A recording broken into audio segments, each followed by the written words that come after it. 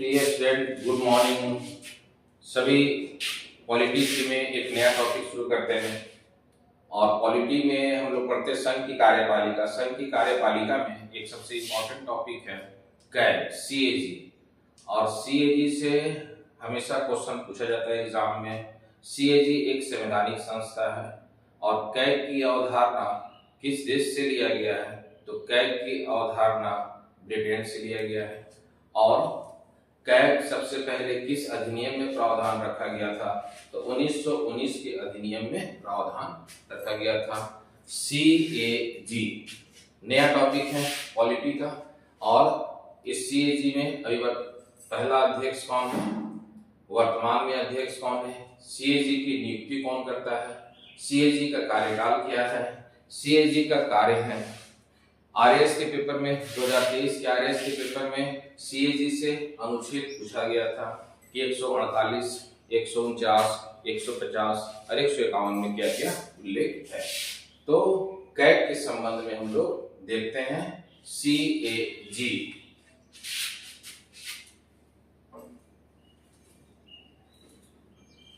CAG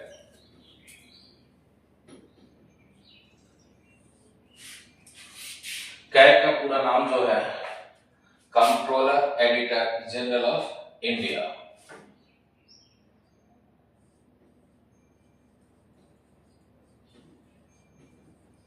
controller editor general of India. इसे हिंदी में कहते हैं भारत का नियंत्रक एवं महालेखा परीक्षक। भारत का नियंत्रक एवं महालेखा परीक्षक।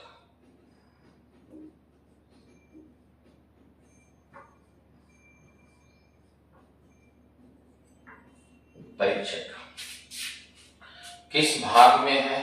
तो भाग 5 अनुच्छेद 148 से 151 तक है। कैग का प्रावधान कहां से लिया गया? कैग का प्रावधान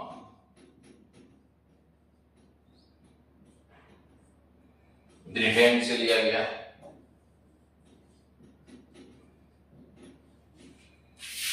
किस अधिनियम में कैग का सर्वप्रथम प्रावधान रखा गया था?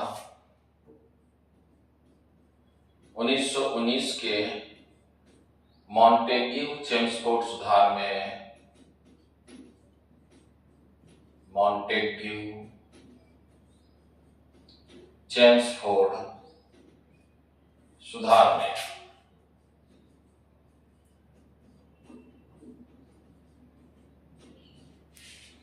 तो CAG controller editor general of India हो गया। इसको हिंदी में कहते हैं भारत का नियंत्रक और महालेखा परीक्षक। कैग का प्रावधान किस भाग में है? भाग 5 में। अनुच्छेद 148 से 151 है। कैग का प्रावधान कहां से लिया गया? ब्रिटेन से। 1919 के मॉन्टेग्यू चेम्सफोर्ड सुधार में इसका पहली बार उल्लेख मिलता है। इसी अधिनियम को 1919 का भारत शासन अधिनियम के नाम से भी जानते हैं।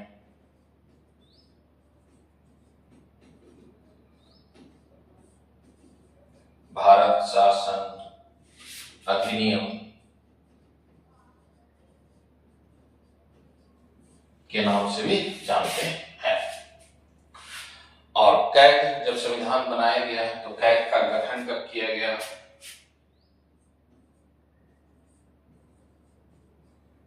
कैग का गठन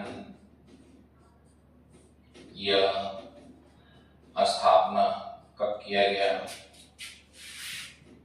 जनवरी 1950 में। और कैग का प्रावधान संविधान के अनुच्छेद 148 से 151 में है। इसीलिए कैग क्या है? एक संवैधानिक संस्था है। कैग एक संवैधानिक संस्था है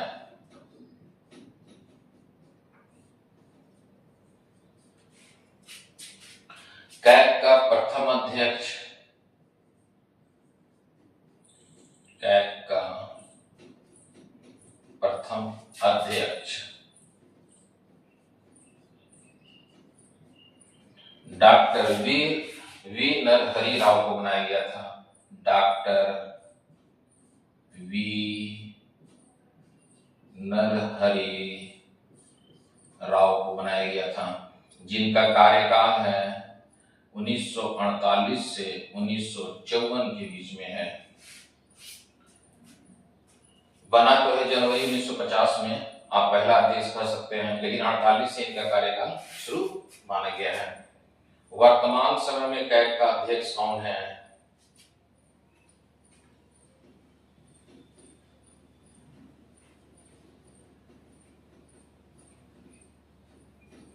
डॉक्टर के संजय मूर्ति हैं। डॉक्टर के संजय मूर्ति हैं। यदि क्रम पूछता है ये किस क्रम में है, तो आप याद रखिएगा ये 15वें क्रम में है। और पहले व्यक्ति कौन बने हैं? Doctor V Narahari Rao. यह के संजय मूर्ति नवंबर 2024 में बने हैं।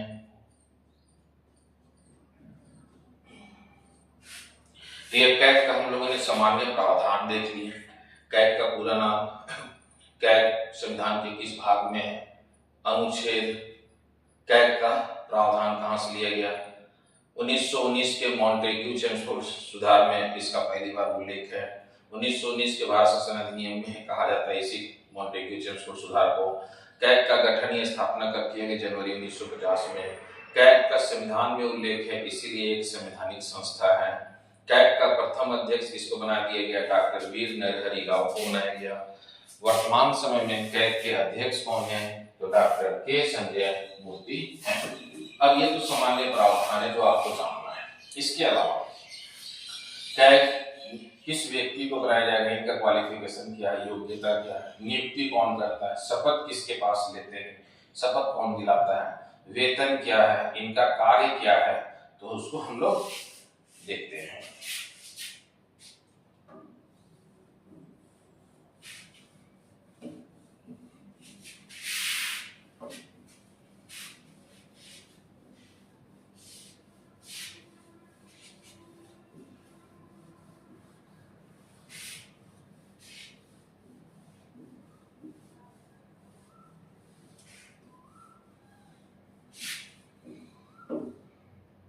कैग किस व्यक्ति को बनाया जाता है? तो अभी तक जो कैग बनाया गया है वो भारतीय प्रशासनिक सेवा के अधिकारी को बनाया गया है। क्यों? क्योंकि पहले आईसीएस अधिकारी होते थे और उन्हीं का नाम बदल करके अप्रैल 1948 में सरदार वल्लभ भाई पटेल ने आईसीएस का ही नाम बदलकर आईएएस कर दिए थे। तो भारतीय प्रशासनिक सेवा के अधिकारी ही इसका अध्यक्ष बनते हैं। तो पहले योग्यता, क्वालिफिकेशन,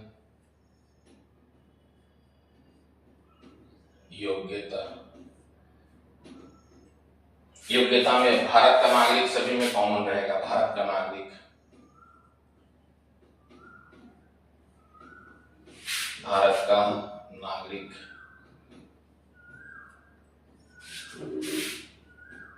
दूसरा, भारतीय प्रशासनिक सेवा के अधिकारी को बनाया जाता है।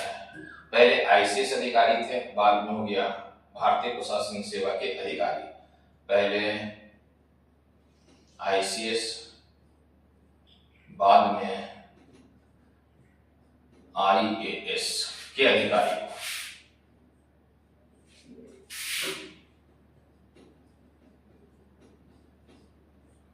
तीसरा, लाभ के पद पर ना हो,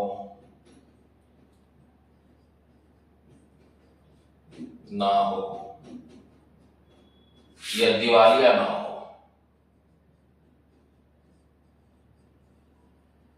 दिवालिया का मतलब हो गया जो आर्थिक रूप से दिवालिया ना हो। जो आर्थिक रूप से दिवालिया रहेगा उसे नहीं बनाया जाएगा। लाभ के पद पर ना हो और दिवालिया ना हो। चौथा, जो प्रशासन का अच्छा अनुभव रखता हो, एक कुशल प्रशासक हो, एक कुशल प्रशासक हो। यह योग्यता के संबंध में है। योग्यता में सभी में लगभग समान ही है। भारतीय संविधान में योग्यता के संबंध में एक ही पद का उल्लेख नहीं मिलता है, वह प्रधानमंत्री के संबंध में। प्रधानमंत्री के संबंध में केवल इतना कहा गया है कि लोकसभा या उनकी न्यूनतम उम्र सीमा 25 वर्ष निर्धारित किया गया है। वो ऐसा नहीं कहा गया भारत के प्रधानमंत्री के संबंध में कि भारत के नागरिक होंगे, लेकिन अन्य जितने भी हम लोग पद पढ़ते हैं संविधान में, उसमें यह अनिवार्य रूप से मेंशन है, लिखा हुआ है कि भारत का नागरिक हो। तो यह योग्यता के संबंध में पॉइंट हो गया। इसके बाद अपॉइंटमेंट, नियुक्ति,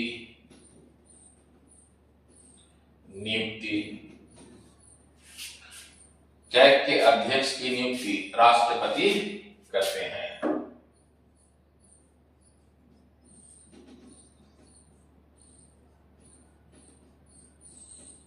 अध्यक्ष की नियुक्ति राष्ट्रपति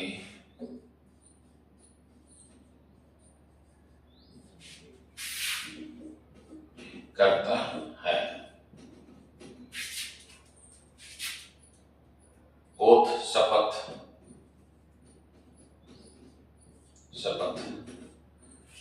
राष्ट्रपति के सामने शपथ ग्रहण करता है। राष्ट्रपति के सामने शपथ ग्रहण करता है।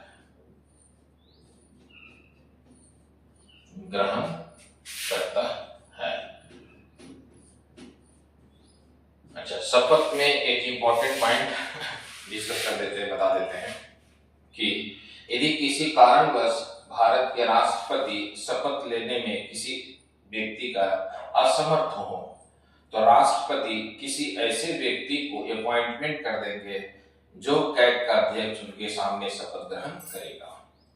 तो शपथ में एक बहुत इंपॉर्टेंट पॉइंट है क्या, कि यदि भारत के राष्ट्रपति अध्यक्ष, कैग के अध्यक्ष, चुनाव आयोग किसी का भी शपथ लेने में सक्षम ना हो, तो वह किसी ऐसे व्यक्ति को अपॉइंटमेंट कर देंगे जिनके सामने अध्यक्ष शपथ ले सकता है। इसके बाद रिजाइनेशन, त्याग पत्र। कैग का अध्यक्ष राष्ट्रपति को अपना त्याग पत्र देगा। कैग का अध्यक्ष राष्ट्रपति को अपना त्याग पत्र देगा।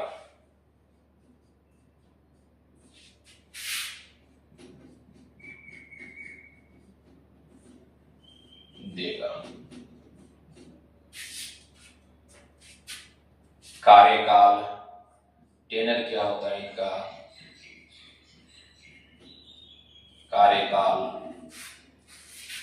कार्यकाल जो रखा गया है 65 वर्ष। उम्र सीमा ये तो 65 वर्ष हो जाएगा। उम्र सीमा यह तो 65 वर्ष, यह 6 वर्ष कार्यकाल को कर ले। दोनों में से जो पहले होगा वह रिटायर कर जाएंगे। और यह जो रखा गया है 65 वर्ष और 6 वर्ष, संविधान में इस प्रकार के 4 पोस्ट है जिनका समान कार्यकाल है। एक तो कैग का जो समान कार्यकाल है, कैग सीएजी का कार्यकाल हो गया। दूसरा सुप्रीम कोर्ट की जितने भी न्यायाधीश हैं उनका भी कार्यकाल समान है, 65 वर्ष या 6 वर्ष। तीसरा इलेक्शन कमीशन, चुनाव आयोग के अध्यक्ष और सदस्यों का भी कार्यकाल 65 वर्ष, ये 6 वर्ष रखा गया है। 65 वर्ष और 6 वर्ष रखा गया है। चौथा पोस्ट है संघ लोक सेवा आयोग या यूपीएससी, यह यूपीएससी का जो अध्यक्ष और सदस्य होंगे उनका कार्यकाल 65 वर्ष या 6 वर्ष रखा गया है। तो भारतीय संविधान में 4 पोस्ट है जिसका कार्यकाल समान है। एक कैग के अध्यक्ष का 65 वर्ष 6 वर्ष, दूसरा सर्वोच्च न्यायालय के न्यायाधीशों का 65 वर्ष 6 वर्ष, तीसरा चुनाव आयोग अध्यक्ष और सदस्य उनका 65 वर्ष 6 वर्ष, और संघ लोक सेवा आयोग यूपीएससी का अध्यक्ष और सदस्यों का। तो हम लोग तो अभी कैग का डिस्कस कर रहे हैं, इसीलिए फिर भी मैंने आपको बता दिया कि इसमें कोई कंफ्यूजिंग नहीं है। 65 वर्ष और 6 वर्ष का 4 पोस्ट है, जो तीन का कार्यकाल क्या है 65 वर्ष या 6 वर्ष है। इसके बाद वेतन,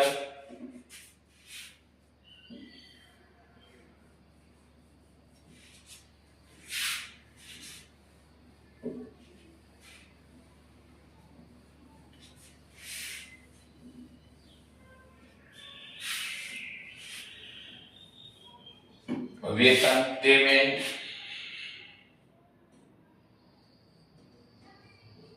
कैग के अध्यक्ष को वेतन 2,50,000 रुपया प्रति माह दिया जाता है।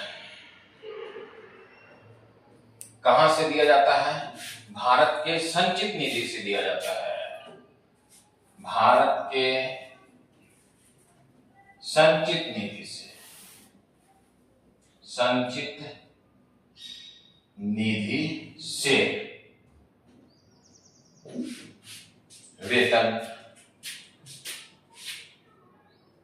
इसके अलावा जो सबसे इंपॉर्टेंट है, इनको पद से हटाने की प्रक्रिया। पद से हटाने की प्रक्रिया क्या है? रिमूवल कैसे किया जाएगा? पद से हटाने की प्रक्रिया, पद से हटाने की प्रक्रिया क्या है? यदि कैग के अध्यक्ष पर भ्रष्टाचार का आरोप लगता है, ये कदाचार का आरोप लगता है, तो इन्हें पद से हटाने के लिए संसद में प्रस्ताव लाया जाएगा और उसी प्रक्रिया को अपनाएंगे जिस प्रक्रिया से सर्वोच्च न्यायालय के न्यायाधीश को पद से हटाया जाता है। तो पद से हटाने की प्रक्रिया के लिए मैं एक अलग टॉपिक में जितनी भी पोस्ट है सबको हटाने के लिए, जैसे राष्ट्रपति को है महाभियोग, मैं अलग से महाभियोग समझा दूंगा, बताऊंगा। इसके अलावा आप देखिएगा उपराष्ट्रपति हो गए, उपराष्ट्रपति को भी पद से हटाया जाता है। सर्वोच्च न्यायालय हो गया, चुनाव आयोग हो गया, कैग हो गया, इन सभी को हटाने के लिए उच्च न्यायालय हो गया। तो इन सभी को हटाने के लिए संसद जाना पड़ता है और एक प्रक्रिया उसी को अपनाते जो सर्वोच्च न्यायालय के न्यायाधीश को हटाने की प्रक्रिया है। कि सर्वोच्च न्यायालय के न्यायाधीश में बी रामास्वामी 1993 में पद से हटाने की पहली बार प्रक्रिया शुरू किया गया था। तो पद से हटाने की प्रक्रिया में क्या है कि यदि अध्यक्ष पर भ्रष्टाचार, कदाचार का आरोप लगता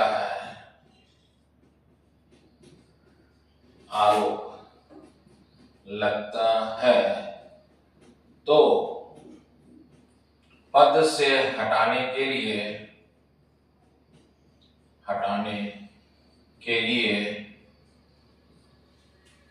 भारतीय संसद में प्रस्ताव लाया जाएगा। भारतीय संसद में प्रस्ताव लाया जाएगा।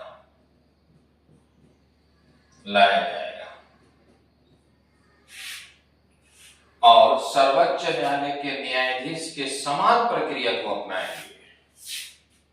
सर्वोच्च न्यायालय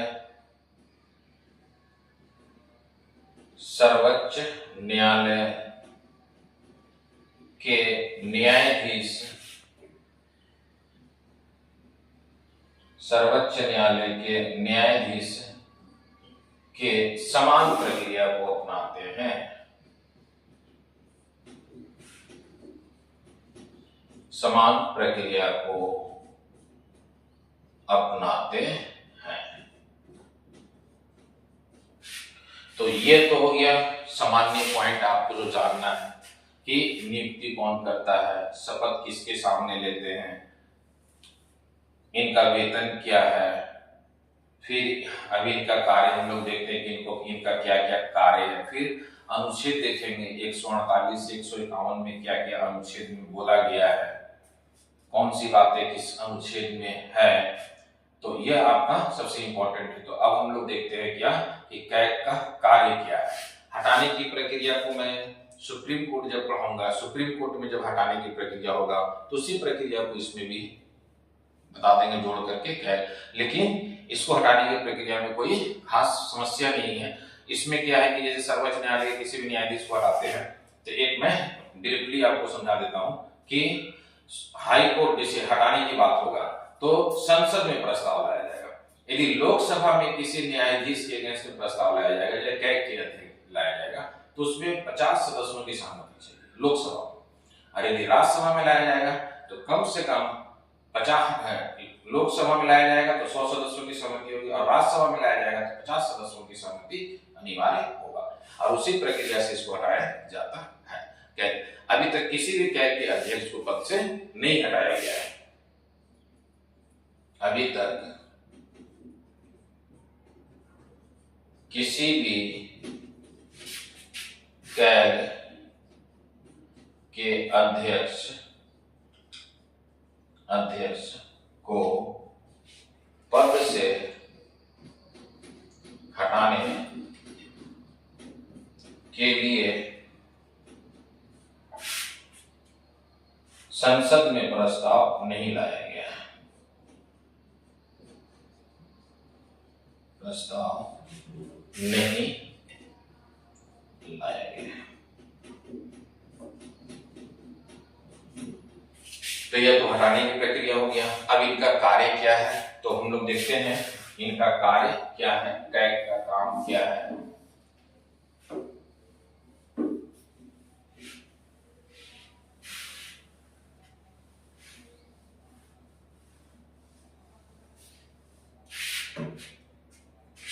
कार्य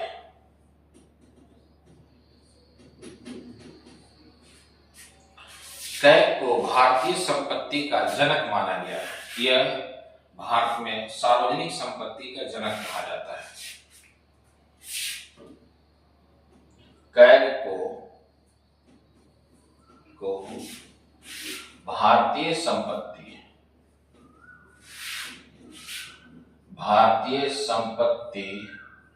का जनक माना जाता है।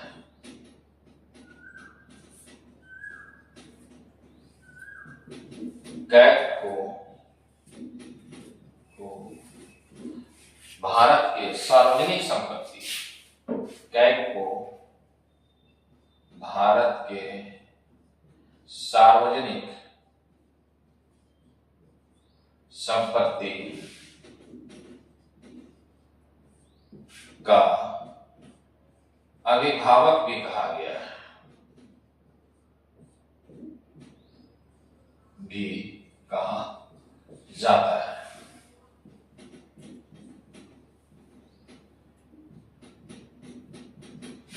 केंद्र एवं राज्य में लेखा का जो तैयार करना होता है, लेखा का तैयार करना, जो प्रशासनिक खर्च है, व्यय है, एक्सपेंडिचर जो है, उसकी जितनी भी तैयारी करता है वह कैग के द्वारा किया जाता है। केंद्र एवं राज्य में लेखा को कैग तैयार करता है।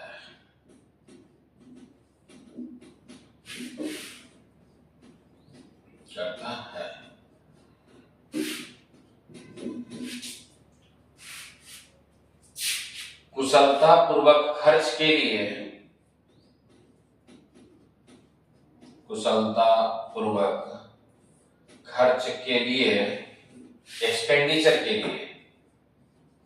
के लिए सरकार को सुझाव भी देता है,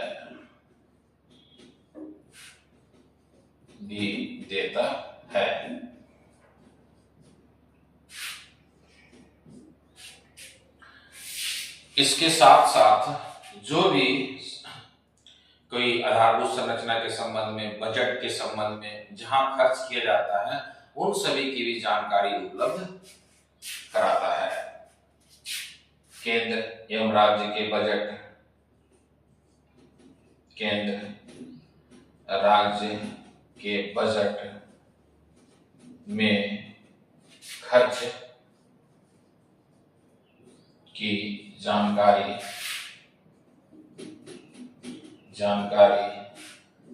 भी देता है। अच्छा, इस कभी कल क्या होता है कि किसी एक्सपेंडिचर के लिए कोई खर्च किया जा रहा है और वह खर्च में क्या हुआ, कोई विवाद हो जाता है कि इतना खर्च किया गया। जैसे कोई सड़क का निर्माण किया जा रहा है, सड़क के निर्माण में करोड़ों रुपए खर्च हुआ और वो करोड़ों रुपया में बताएगा क्या, तो कैग जब रिपोर्ट जारी करता है, जैसे देखिएगा कि जब मनमोहन सिंह की सरकार थी तो उस समय कॉमनवेल्थ घोटाला की जानकारी, कोयला आवंटन के आदर्श घोटाला, 2G स्पेक्ट्रम, ये रिपोर्ट कौन जारी करता है। कैग के कार्य में एक इम्पोर्टेंट पॉइंट क्या है कि किसी एक्सपेंडिचर को लेकर के कोई विवाद उत्पन्न होता है, एक्सपेंडिचर को लेकर के कोई विवाद उत्पन्न होता है तो कैग जो अपना रिपोर्ट है वह पीएससी को दे देता है। यह कभी काल होता है कि विपक्ष यदि किसी भी मुद्दे को लेकर के विवाद उत्पन्न कर रहा है तो कैग तो इस तरह अपना रिपोर्ट दे देगा राष्ट्रपति को, और राष्ट्रपति उस रिपोर्ट को रखेगा भारतीय संसद में। लेकिन कभी काल ऐसा होता है कि कैग जो है अपना रिपोर्ट तैयार करने के बाद सीएजी जो विवाद होता है तो यह रिपोर्ट तैयार करके राष्ट्रपति को नहीं देगा, राष्ट्रपति को नहीं देगा, बल्कि विवाद होने पर यह रिपोर्ट दे देगा पीएससी को, पीएससी पब्लिक अकाउंट कमेटी को दे देगा, जिसको हिंदी में कहते हैं लोक लेखा समिति। जब आप पॉलिटी पढ़ेंगे तो भारतीय संविधान में दो प्रकार के समिति का उल्लेख मिलता है, एक होता है परमानेंट समिति, दूसरा होता है अनपरमानेंट समिति। परमानेंट समिति तीन है, पहला है एस्टिमेट कमेटी, दूसरा है पब्लिक अकाउंट कमेटी और तीसरा है पब्लिक अंडरस्टैंडिंग कमेटी करके जाना जाता है, सार्वजनिक उपक्रम समिति के रूप में जानते हैं उसको, है हम लोग हैं। तो तीन परमानेंट समिति होता है और एक समिति होता है अस्थायी समिति, जिसकी नियुक्ति की जाती है और उसका कार्य समाप्त होने के बाद वह समिति भी समाप्त हो जाता है। तो कैग सब जब विवाद नहीं होगा तो रिपोर्ट तो राष्ट्रपति को दे देगा, तो राष्ट्रपति कहाँ रखता है, संसद में, यदि विवाद नहीं है तब। लेकिन किसी मैटर को लेकर के यदि विवाद उत्पन्न हो जाए तो कैग ये रिपोर्ट दे देगा पीएससी को, लोक लेखा समिति को, और लोक लेखा समिति उसकी समीक्षा करने के बाद फिर ये रिपोर्ट जाएगा राष्ट्रपति के पास, और राष्ट्रपति से फिर ये रिपोर्ट आएगा संसद के पास। तो यह कभी काल से मुद्दा होता है। फिर भी मैं आपको समझा दिए हैं कि पीएससी में टोटल 22 सदस्य होते हैं, 15 सदस्य होता है जो लोकसभा का होता है और 7 सदस्य जो होता है वह राज्यसभा का है। समिति के संदर्भ में अलग से आपको बता दूंगा समिति कि क्या उसका कार्य, समिति कितने हैं, कौन कौन समिति में कितना सदस्य होता है। जैसे पीएससी समिति का अध्यक्ष जो बनता है वो विपक्ष का ही व्यक्ति बनता है। जैसे अभी जो है वेणुगोपालन इसका अध्यक्ष हैं, जिनको कहते हैं केसी वेणुगोपालन, वह कांग्रेस के एक नेता है पीएससी का। तो यह विवाद के संबंध में आप याद रखिएगा, कभी काल यह मुद्दा होता है। कैग तो जनरली रिपोर्ट अपना राष्ट्रपति को देता है, लेकिन विवाद होने पर वह रिपोर्ट किसको दे देता है, पीएससी को। पीएससी इसकी समीक्षा करने के बाद ये रिपोर्ट किसको देता है, राष्ट्रपति को। राष्ट्रपति से रिपोर्ट को कहाँ रखता है, संसद में। तो इसका कार्य के संबंध में ही था, हम लोग ने कार्य देख लिए।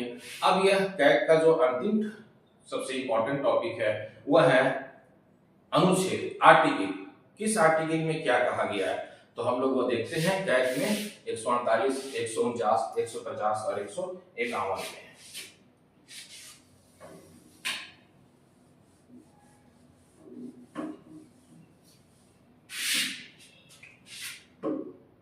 अनुच्छेद 148 कैग के नियुक्ति संबंधी प्रावधान है। अनुच्छेद 148 में क्या है, नियुक्ति संबंधी, कैग के अध्यक्ष की नियुक्ति संबंधी प्रावधान है। नियुक्ति अर्थात अपॉइंटमेंट का प्रावधान है। अनुच्छेद 149 कैग के शक्ति एवं कार्य का उल्लेख मिलता है। कैग के शक्ति एवं कार्य का उल्लेख मिलता है।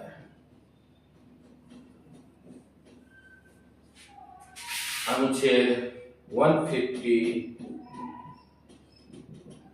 केंद्र एवं राज्य में लेखाओं का प्रारूप तैयार करता है। कैग केंद्र राज्य में लेखाओं का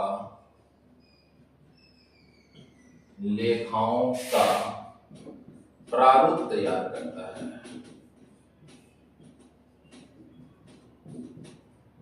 करता है।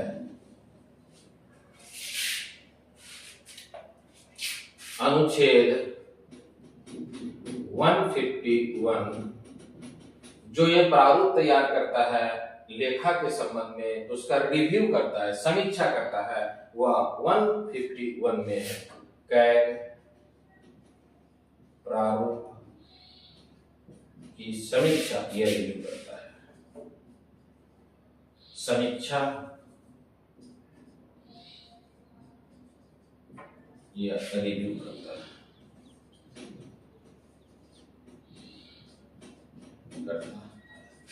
तो यह कैग का महत्वपूर्ण अनुच्छेद है।